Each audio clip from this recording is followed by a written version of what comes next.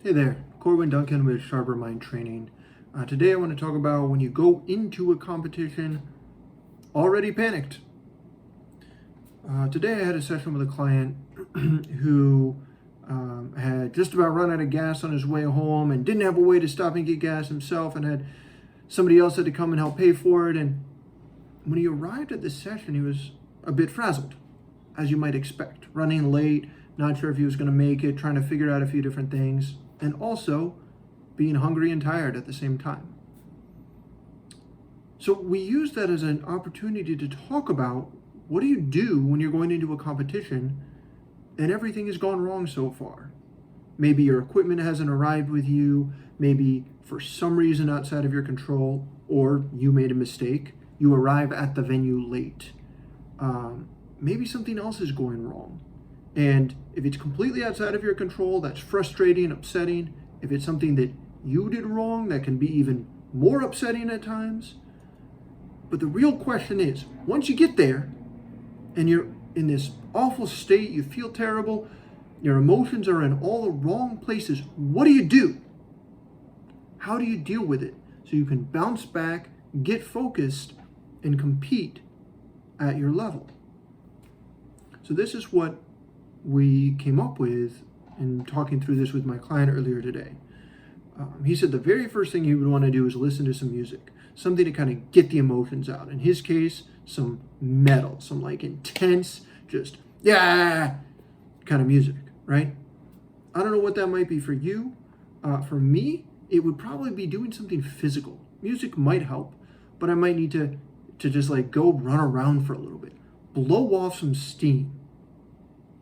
The very first thing is take care of those top level, just overwhelming emotions that are preventing anything else from happening in your brain.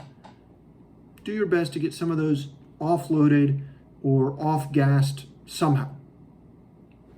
Second would be, and this is what my client suggested, and I totally agree, some of the calming or emotional regulation skills that we work on in mental training.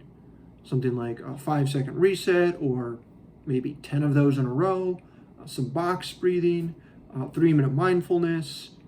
Any of these skills that we talk about, that we use for emotional regulation and helping to calm down, recenter, relax, and refocus. And then the third step, I would say, is you problem solve. You go, okay, given the situation, I'm late to my competition. I don't have enough time to warm up. What do I do? How do I address that? Okay, I didn't have breakfast and now I'm hungry and I don't have anything to eat. How do I solve that? Or maybe my equipment didn't arrive. How can I get more equipment? Is there a vendor I can buy something from? Do I have friends I can borrow stuff from? If no and no, then really got to work to figure it out. But if there's maybe some combination of things there, a solution is possible, right? Now, why is it so important to step back? First, just get out some energy. Second of all, to do some exercises to calm down, or use those skills we have to calm down before trying the problem-solving part. And this is why. Because, as we know, the brain doesn't work as well when you're in a really intense emotional distress.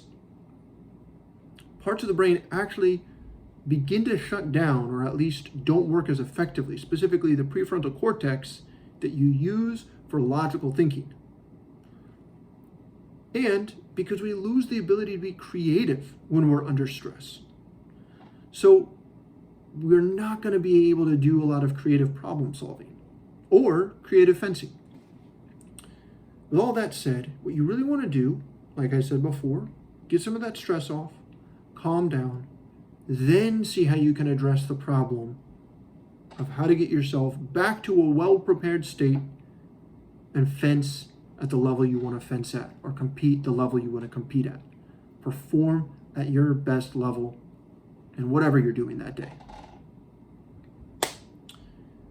All right, I think that about does it for the moment.